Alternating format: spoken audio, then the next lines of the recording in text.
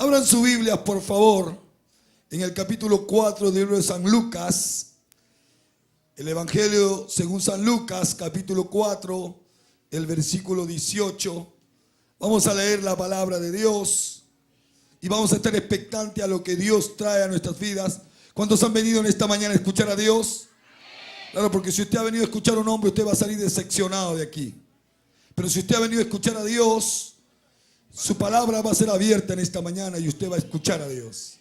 Lucas capítulo 4, verso 18, por favor. El Espíritu del Señor está sobre mí, por cuanto me ha ungido para dar buenas dádivas a los pobres, buenas nuevas a los pobres. Me ha enviado a sanar a los quebrantados de corazón, a pregonar libertad a los cautivos y vista a los ciegos, a poner en libertad a los oprimidos, a predicar el año agradable del Señor. Amén. Dile a que está a tu costado, por favor. Dile, no me mires, no me hables, no me interrumpas. Voy a escuchar la incorruptible palabra de Dios. Cualquier comentario después del culto, dile. ¿Ok? Ok, dale un fuerte aplauso al Señor, por favor.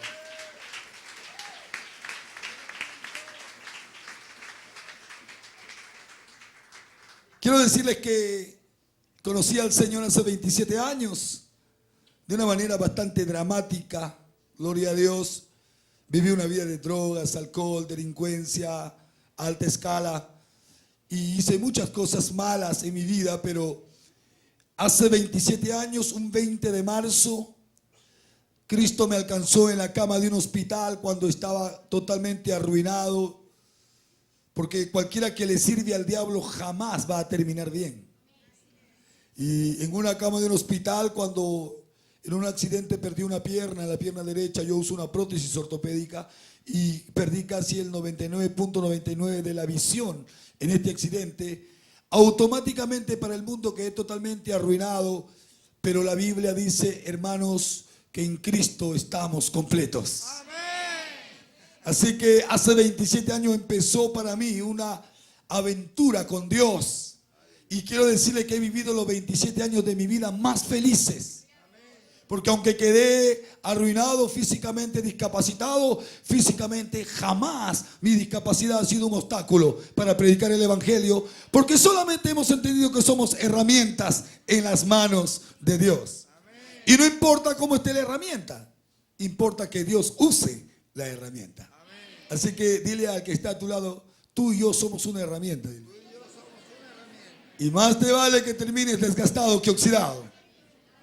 No, porque algunos se están oxidando porque no hacen nada para Dios. Sufren de una enfermedad llamada excusitis aguda. Claro, porque toda excusa es buena para no servir a Dios. Pero déjame decirte en esta mañana, tú y yo hemos sido sacados del mundo con un propósito.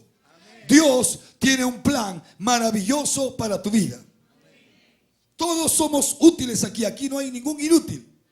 Todos somos útiles para Dios. Y solamente tenemos que dejarnos usar por Dios. Y Él va a usar nuestras vidas. Él se va a manifestar en nosotros. Una de las cosas que me impresiona a mí en la palabra es que cuando Cristo vino a esta tierra, Él vino a cubrir todas las necesidades de la humanidad. La primera necesidad que tenía la humanidad era la salvación. El hombre estaba de espalda con Dios. El hombre no tenía acceso a la presencia de Dios. Y Cristo vino a ser ese puente entre Dios y nosotros. Cristo vino a hacer un intercambio divino en la cruz del Calvario. Él tomó tu lugar de pecador, mi lugar de pecador, y murió por ti y por mí, y nos dejó una posición de justicia y salvación en esta tierra. ¿Me está entendiendo? Pero añadido a eso, la palabra salvación no solamente difiere del vocablo de ser salvado del infierno o del pecado, ser libertado del pecado, sino que la palabra salvación tiene un paquete completo. La palabra salvación, la palabra sozo en el griego, tiene que ver con sanidad, restauración, renovación, liberación y prosperidad. Digan salvación, sanidad, liberación, renovación y prosperidad. Es decir, que Cristo vino a cubrir todas estas necesidades. Y cuando hemos venido a Cristo, y lo hemos recibido a Él como el Señor y Salvador de nuestras vidas, automáticamente todo ese paquete completo te pertenece. Y hemos usado un paquete o hemos usado un versículo de la palabra que cuando Jesús entra a la sinagoga y Él abre el rollo de la palabra y Él dice que esa palabra se cumplía en ese momento. El Espíritu de Dios me ha ungido con poder. Digan poder. ¿Y para qué dijo que lo había ungido el Señor con su poder? Para predicar las buenas nuevas a los pobres. ¿Qué más dice?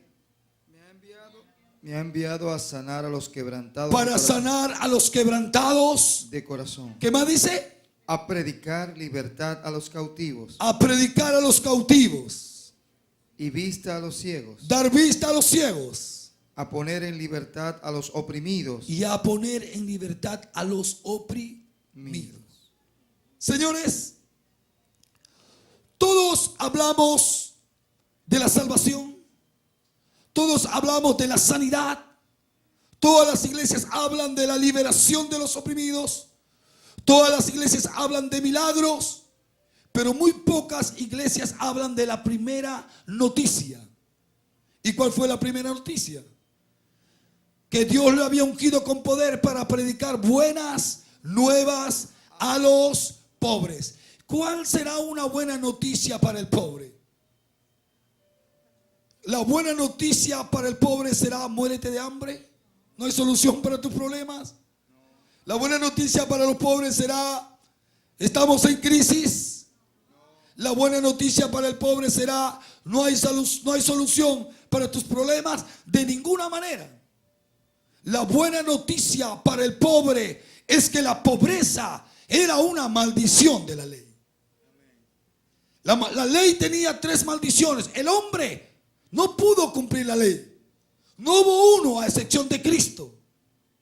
Nadie pudo cumplir la ley. Cristo vino a cumplirla porque nos era contraria a nosotros. Y solamente por el hecho de no cumplir la ley habían 3 maldiciones. La primera maldición es la muerte. La paga del pecado es muerte. Hebreos 2:14 dice, aleluya, que Él participó de carne y sangre para vencer con su propia arma a aquel que tenía el imperio de la muerte. La muerte perdió poder sobre la vida de los hijos de Dios. ¿Y saben por qué? Porque ahora muerte no significa cesación de vida. Muerte solamente significa la separación de tu cuerpo con tu espíritu. Y si tú le serviste a Dios, a la presencia de Dios, vas y viviremos por toda la eternidad. La segunda maldición de la ley era la enfermedad.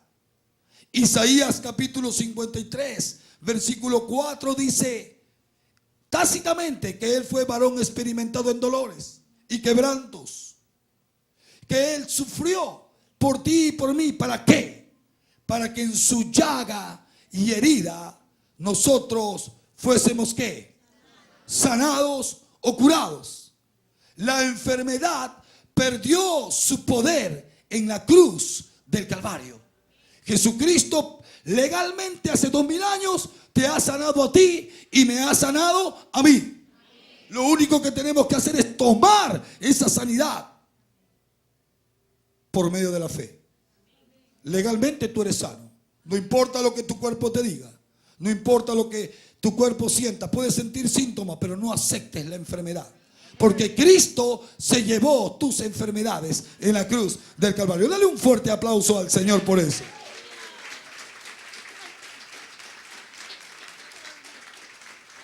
Pero la tercera maldición era la pobreza. Por no cumplir la ley, capítulo 28 del libro de Deuteronomios, del verso 15 adelante, tú puedes encontrar las maldiciones de la ley. Y dentro de ella dice en el verso 48, Deuteronomio 28, 48 dice tácitamente: y servirás a los enemigos que Jehová enviare contra ti. ¿Cómo? Con hambre, con sed y falta. Hambre, sed, desnudez y falta de todas las cosas. Digan: hambre, sed, desnudez y falta de todas las cosas. Eso es pobreza. La iglesia tiene un concepto equivocado de pobreza. Cuando tú vienes a Cristo, tú ya no eres pobre porque Él te redimió de la maldición de la ley. Un pobre es aquel que no tiene para comer, no tiene para beber, no tiene ropa para usar y le falta todo. Sin Cristo nos falta absolutamente todo. Pero con Cristo estamos completos. Dígale a que está a su lado, con Cristo tú y yo estamos satisfechos. Escúchame. Hay mucha gente en la iglesia engañada por el diablo y piensan que son pobres. Pero tú ya no eres pobre porque si tienes a Cristo, lo tienes todos. Hay buenas noticias. Él vino a predicarle buenas noticias a los pobres. Y es que Él ya venció esa maldición de la pobreza en la cruz del Calvario. Él murió totalmente desnudo, no tenía ropa. Él tuvo sed. Él tuvo hambre. Y ninguno de sus discípulos, o uno solo, Juan, estaban con Él en el momento de la crucifixión. A Él le faltó absolutamente todo. Él pagó el precio de la pobreza en la cruz para que a partir de ese momento nunca más su iglesia, la iglesia de Jesucristo, padeciera de pobreza, para que nunca más su pueblo viviera la pobreza, para que nunca más su pueblo fuera esclavo de las necesidades, porque en Cristo todo está solucionado. ¿Me entiendes? En Cristo todo está provisto. En Cristo todo está provisto. La Biblia dice que el deseo de Dios es prosperarnos. La Biblia dice que el deseo de Dios es bendecirte. La bendición es esa fuerza creadora de Dios que viene sobre sus hijos para suplirles espiritualmente, almáticamente, físicamente, todas sus necesidades. La bendición de Dios está sobre ti, porque Él dice claramente, gloria a Dios, que Él nos ha bendecido con todo tipo de bendición. Efesios 1:3. Bendito sea el Padre y Dios de nuestro Señor Jesucristo, el cual nos bendijo con toda bendición. Y cuando la palabra dice toda, es todo. No hay nada más. Y dentro de esa bendición está la bendición de Dios que suple todas tus necesidades. Toda la bendición de Dios que suple todas tus necesidades espirituales, almáticamente, físicamente y financieramente también. El deseo de Dios es que su iglesia prospere por dentro, en su alma y en su cuerpo también. Ese es su deseo. Pero la pregunta del $1.000.000 en esta mañana sería: ¿por qué eso no se está cumpliendo en la vida de sus hijos? ¿Por qué no se ve esa prosperidad en la iglesia del Señor Jesucristo? Quiero que vayan a Santiago capítulo 1, verso 8, por favor. Santiago 1:8 dice: el hombre de doble ánimo es inconstante. El hombre de doble ánimo es inconstante. ¿Qué significa eso? Señores, en la tierra existen dos reinos. Digan conmigo, dos reinos. Número uno, el reino de Dios, que vino cuando Cristo vino a esta tierra. Él dijo: el reino de los cielos se ha acercado. El reino de los cielos ya está aquí. Y el otro reino es el sistema antagónico, el sistema que creó el diablo para robarle la paz al hombre. ¿Cómo se llama ese sistema? El sistema babilónico. Un sistema donde el hombre ha creado alguien que esté delante o encima de él y los que están abajo subyugados. Un sistema donde el hombre solamente puede trabajar preocupado por qué comerá, qué beberá o qué vestirá. Un sistema que fue creado por el diablo para que el hombre viva endeudado, para que el hombre viva atado sin paz. Y el sistema del reino de los cielos dice lo siguiente: busca primero el reino de Dios y su justicia, y todas estas cosas os serán añadidas. ¿Cuáles cosas? Contexto, capítulo 6 de Mateo, el verso 32 dice: que no camines como caminan los gentiles. ¿Cómo caminan los gentiles? Preocupados por qué comerán, qué beberán y qué vestirán. Pero vuestro Padre que está en los cielos sabe que tienes necesidades de todas estas cosas. ¿Qué cosas? Que comerás, que beberás y que vestirás. Dile, tu Padre que está en los cielos sabe que tienes necesidades de qué comerás, qué beberás y qué vestirás. Entonces, ¿qué tenemos que hacer? Buscar primeramente el reino de Dios y su justicia. ¿Qué es el reino de Dios? El sistema o el reino de Dios es un reino que funciona a base de principios y leyes espirituales que se encuentran en tu Biblia. La Biblia es la constitución política del reino de los cielos. La Biblia es la constitución política del reino de los cielos. Y si tú la conoces y si tú la aplicas en tu vida, yo tengo un cristianismo práctico. ¿Sabe cuál es el cristianismo práctico? Oír, entender y hacer. Dígale que está a su lado. Oír, entender y hacer. Si tú tienes un cristianismo práctico, la palabra de Dios va a funcionar en tu vida. La palabra de Dios va a funcionar en tu vida. Entonces, noten esto. Como existen estos dos reinos, nosotros hemos venido a Cristo. Se supone que deberíamos confiar en el sistema del reino de los cielos. Lamentablemente muchos cristianos en la iglesia está llena de cristianos de fe, pero que son incrédulos. Porque pueden confiar en muchas cosas, pero les cuesta confiar en el reino de los cielos.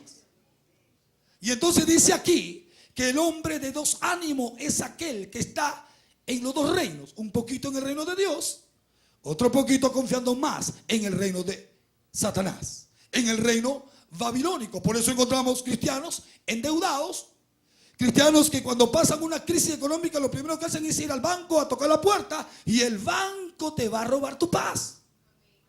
¿Ok? O le pides prestado al chino de la esquina, ¿no es cierto? Y entonces te endeudas y luego te vienen a cobrar con un revólver en tu cabeza. Y entonces tú no sabes qué hacer.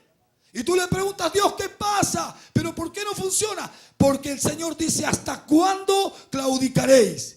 Elías le dijo al pueblo de Dios, ¿hasta cuándo claudicaréis? Si Jehová es Dios, sírvele. Y si Baal es Dios, vete detrás de Baal. No podemos estar en los dos reinos. Dios quiere que tú confíes en el reino de los cielos. Y el reino de los cielos tiene solución para tus problemas financieros en esta tierra. Dios estableció un sistema por el cual tú puedes ser conectado a la bendición de Dios. ¿Sabes? La Biblia dice en el libro de Malaquías capítulo 3, el verso 10 dice: traed vuestros diezmos y vuestras ofrendas al alfolí, y yo abriré la ventana de los cielos y habrá bendición hasta que sobre, y yo reprenderé por vosotros. Dígale a que está a su lado, tus diezmos y las ofrendas te conectan con la bendición de Dios. Escúchame, ¿cuántos diezman en este lugar? Los que no diezman están calladitos. Pero tengo buena noticia para ti. Quiero decirte que aunque tú no traigas tu diezmo acá al alfolí, tú sigues diezmando. Tú eres un diezmador por excelencia. Pero ¿cómo es eso, pastor? Yo nunca traigo los diezmos. No, tú eres un diezmador. La Biblia dice en Deuteronomio capítulo 14, verso 22. Dice lo siguiente: indefectiblemente diezmarás. Y esa palabra indefectiblemente significa que tú diezmas sí o sí. El problema es que algunos son obedientes y traen los diezmos aquí al altar y son bendecidos por el sacerdote, pero otros se van a comprar al shopping con el diezmo. Otros pagan el diezmo en la empresa eléctrica donde se paga la luz. Otros compran zapatos con los diezmos. Igual están diezmando. Pero ojo, el que trae los diezmos al alfolí se conecta con la bendición de Dios. Vamos, diga que está a su lado. Conéctate a la bendición de Dios. Y estamos hablando del área financiera. Tienes que conectarte a Dios. Porque si hablamos naturalmente, el dinero que ganamos, no sé si en esta nación, pero en mi país, los sueldos son paupérrimos. Y si tú confías en el dinero que tú recibes, te vas a morir de hambre. ¿Sabes? Cuando tú traes el diezmo y la ofrenda, que es el sistema que Dios ha establecido para bendecirte y prosperarte, cuando tú lo traes al alfolí, tú le estás diciendo: Dios, yo no confío en este dinero, porque si confío en este dinero, me muero de hambre todo el mes. Pero al traer los diezmos y la ofrenda, yo te estoy demostrando que confío en ti y me pongo en la posición de ser ayudado por ti. Me pongo en la posición de ser bendecido por ti. Me pongo en la posición de recibir todo lo que Dios tiene para mí. ¿Estás entendiendo eso? Pero cuando tú no diezmas, tú le estás diciendo al reino babilónico, satánico, establecido por el diablo: yo confío más en ti que en Dios. Yo confío más en ti que en Dios. ¿Sabes? El que no diezma, el que diezma no en la iglesia, sino allá afuera, porque diezmas de todas maneras. Ahora Dios te pide aquí el 10%, allá te piden el 100%. ¿Me entiendes? Y el que no diezma se conecta a 5 fuerzas espirituales que van a destruir tu vida en el ámbito financiero. Cuando dice la palabra: vosotros todos me habéis robado y malditos sois con maldición, no está hablando de una maldición espiritual, está hablando de una maldición financiera. Hay cristianos en la iglesia quebrados hasta el sótano. ¿Me entiendes? Y cuando tú no diezmas o no traes los diezmos aquí, porque escúchame, el sacerdote establecido por Dios, el pastor, tiene el poder para bendecir los diezmos. Dice el libro de Génesis capítulo 14, el versículo 17. Mira, cuando Dios hizo al hombre, Dios le dijo al hombre: comerás de todo árbol, pero se reservó uno, el árbol de la ciencia del bien y del mal. Y le dijo al hombre de la siguiente manera: no vas a comer de esto, todo puedes comer, esto no. Pero el hombre comió del árbol de la ciencia del bien y del mal. ¿Sabe qué cosa era, qué representaba ese árbol? El diezmo. Eso era el diezmo de Dios. Así que el primer Adán falló y fue sacado del huerto.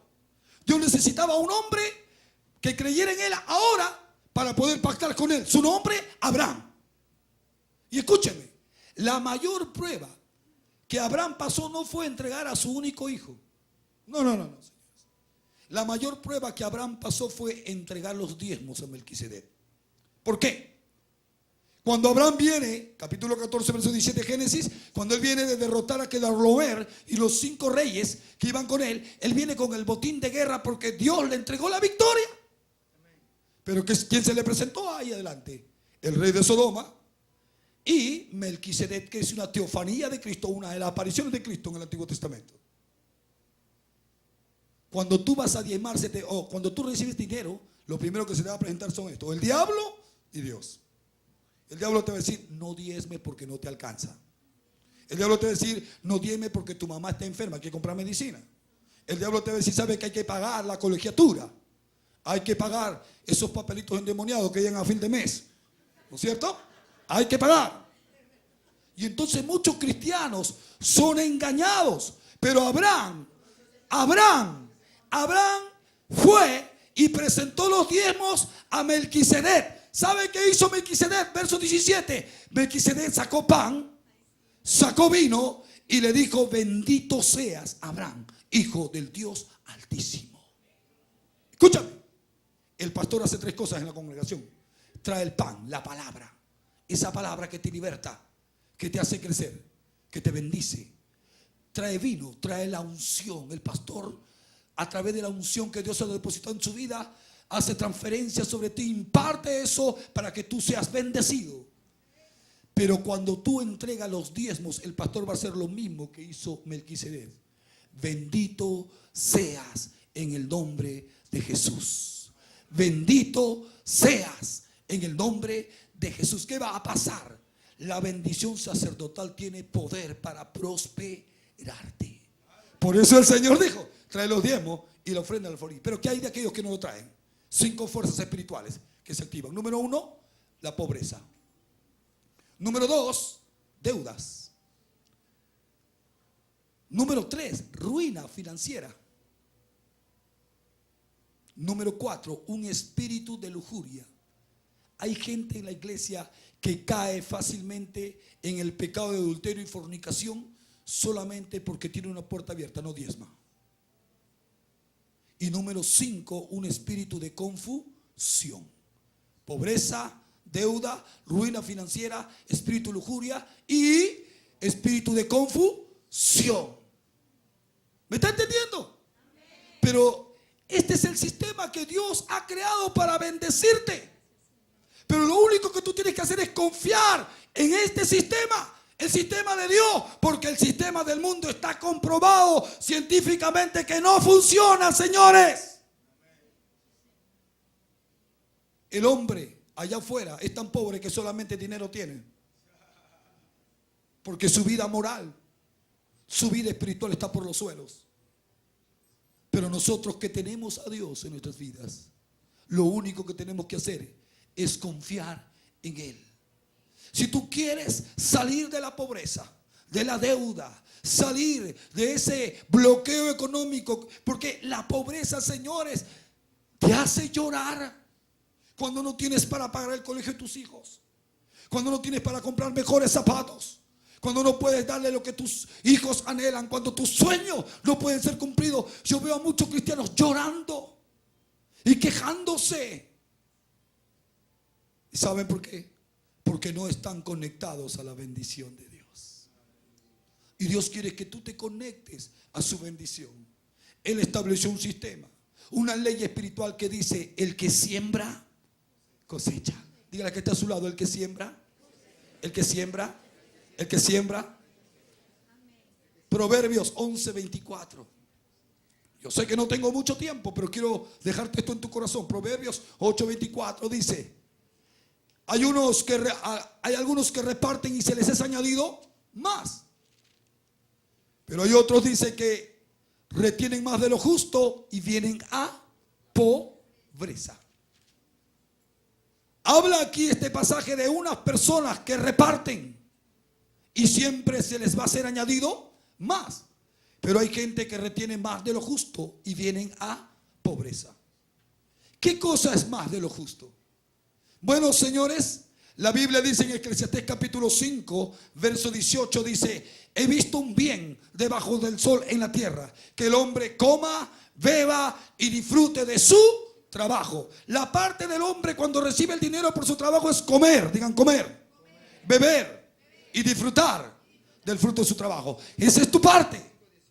Pero la parte de Dios es los diezmos y la ofrenda. Hagan así conmigo, 5 dedos, a ver, digan: comer, beber y disfrutar. Diezmo y ofrenda. Bueno, algunos son mochos, tienen 3 dedos nada más. Sí, son mochos. Porque les gusta la 3 primeras partes: comer, beber y disfrutar del fruto de tu trabajo. Pero no les gusta la parte de Dios: diezmar y ofrendar. Señores, retener más de lo justo es no darle a Dios lo que le corresponde. Dios no necesita tu dinero. Escúchame algo. En el sistema del cielo, allá arriba en el cielo, no existe el dinero, porque el dinero es del sistema del mundo. ¿Ok? Pero ¿para qué Dios te pide diezmar y ofrendar dinero? ¿Sabes por qué? Para redimir ese dinero. Para redimir ese dinero y Él tener una excusa para bendecirte. Lo que Él quiere ver es tu obediencia y no tu dinero. Dios tiene 2 formas de bendecirnos. Escúchame. Uno es por la obra de tus manos. El que no trabaja, no coma. Pero si tú trabajas y no te alcanza, pero si tú diezmas y ofrendas, Dios tiene otra forma de bendecirte. ¿Sabes cómo? Él va a enviar sus cuervos. ¿Cuál cuervo, pastor? Bueno, un cuervo puede ser un empresario, Un cuervo puede ser tu vecina. Dice que un día una hermanita estaba orando y no tenía dinero, pero ella diezmaba y ofrendaba. Le decía, Señor, necesito pan, leche, mantequilla para el desayuno de mis hijos. Y yo soy una diezmadora, yo soy una ofrendadora, así que Señor, yo pongo estas cosas en tu mano. Y el vecino estaba regando afuera y escucha, ya empezó esta loca pentecostal pandereta, ¿no es cierto? Y así que el vecino fue, agarró un costalillo, compró pan, azúcar, mantequilla, leche y lo tiró por la ventana. Y le digo, gloria a Dios, Señor. Y el hombre dijo, ¿cuál gloria a Dios? Fui yo. No importa, porque cuando Dios quiere bendecirme, aún a los hijos del diablo los toca, pero me bendice.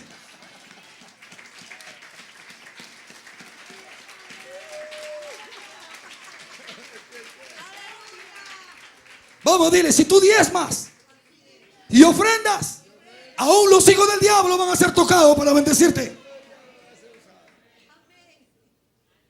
Yo acabo de construir una iglesia de $32,000 en un lugar de extrema pobreza. Y yo enseñé esta palabra a mi gente y vengo enseñándole constantemente esta palabra. Y he visto cómo Dios ha prosperado a mi gente, cómo ha cambiado su mentalidad. Porque la pobreza ya no está en el bolsillo, está aquí, en la cabeza. Por eso la Biblia dice el que siembra escasamente porque tiene escasez en su mente. Su mente escasa le dice no deas porque no te va a alcanzar. Al contrario, si no das, no vas a tener nada. Justamente no tienes porque no das. Y sabes, un hombre del mundo, un hombre que es pescador y pescador, no pecador sino pescador, también es pecador pero es pescador, pesca peces. Estábamos construyendo y nos faltaba 30 bolsas de cemento y no sabíamos qué hacer. Y este hombre pasa con su camioneta. Literalmente nos dimos cuenta que había pasado 4 veces por la iglesia. Así, se había dado vuelta toda la manzana. Y para el carro y pregunta, ¿quién es el pastor? Y yo le digo, bueno, yo soy el pastor. Muy bien, pastor, yo no sé qué me pasa. Hace 15 minutos que estoy dando vuelta como loco en esta campana, en esta manzana. Así que metió la mano al bolsillo y me entregó dinero y me dijo, no sé qué estoy haciendo, pero aquí está. Chao. ¿Sabes para cuánto alcanzaba cuántas bolsas de cemento alcanzaba? Para 30 bolsas de cemento.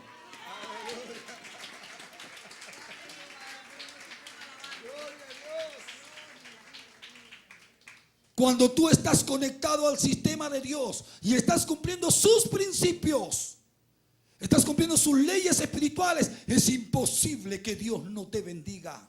Es imposible que Dios no te prospere. Solamente que hay un proceso que pasar. Es poco a poco. No es de la noche a la mañana. Pero cada vez que tú en lo poco que tienes comienzas a darle, la Biblia dice, si en lo poco me fuiste fiel, en lo mucho te pondré.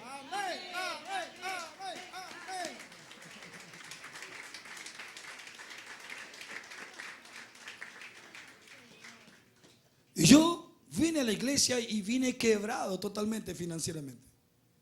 Es más, cuando yo me convertí al Señor, yo tenía en mi casa 1 kilo de clorhidrato de cocaína. Yo era narcotraficante. Y eso, en plata, son más de $15,000.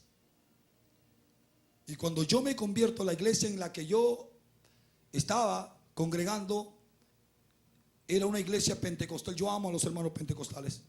Pero ahí hay mucha vida del Espíritu, pero poco conocimiento de la palabra de Dios.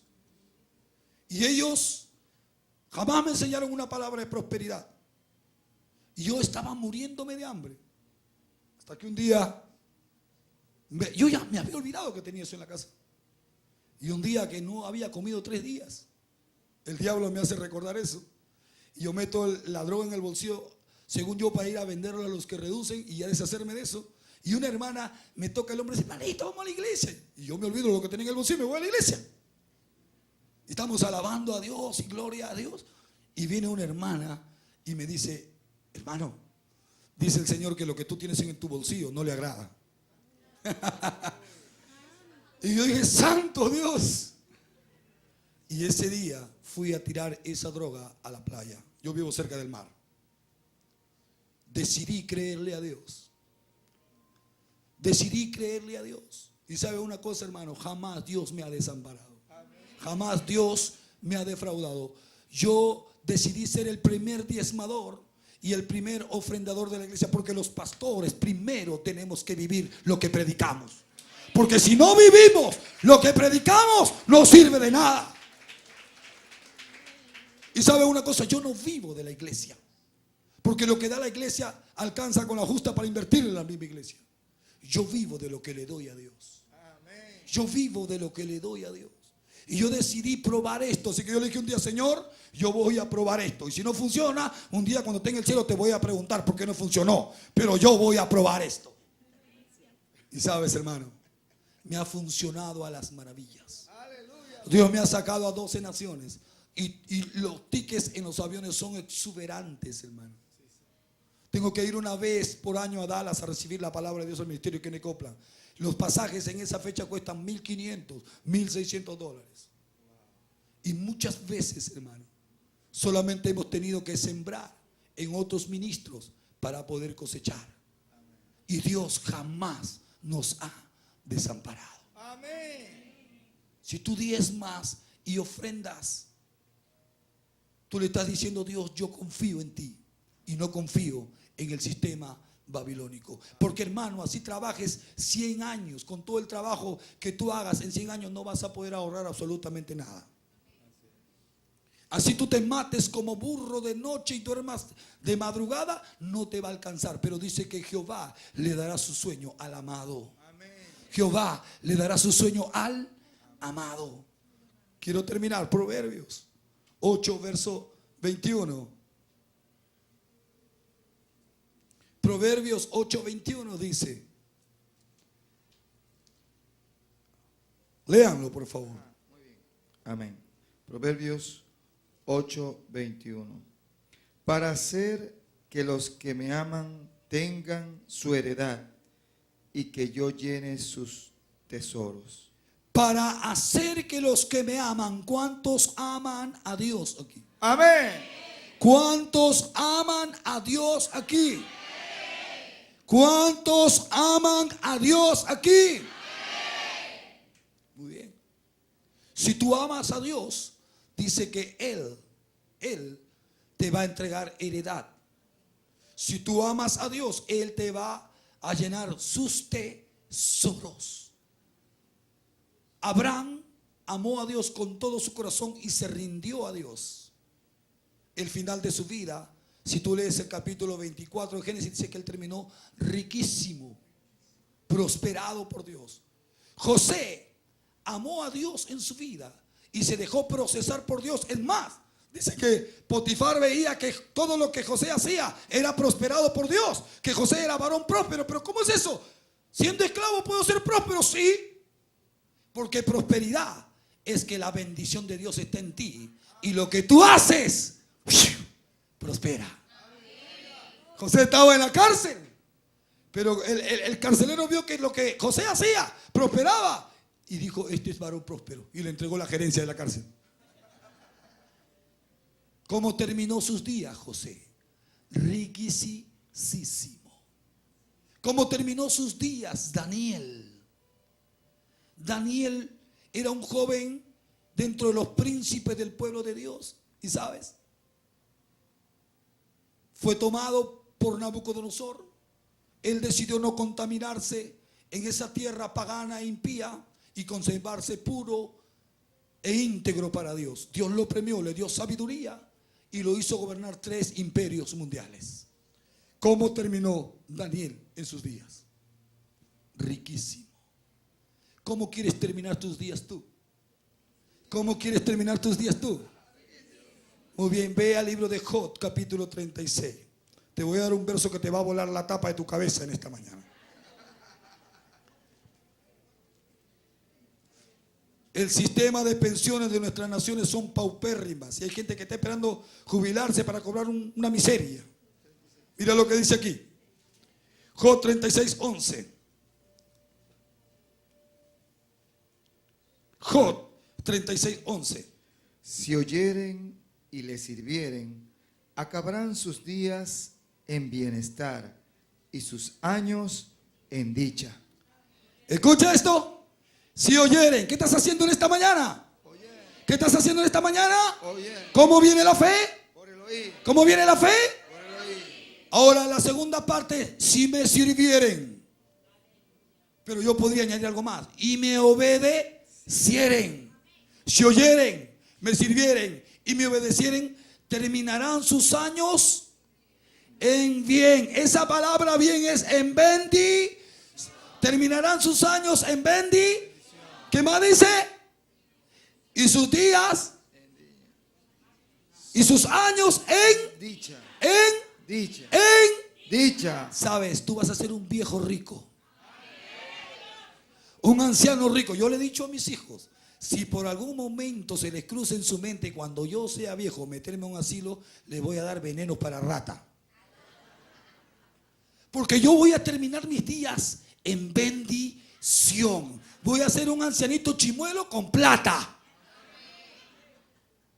Y mis años van a terminar en dicha, una vejez alegre. ¿Cómo quieres terminar tú? ¿Cómo quieres terminar tú? Tienes que obedecer, tienes que oír, entender y obedecer. Digan, oír, entender y obedecer.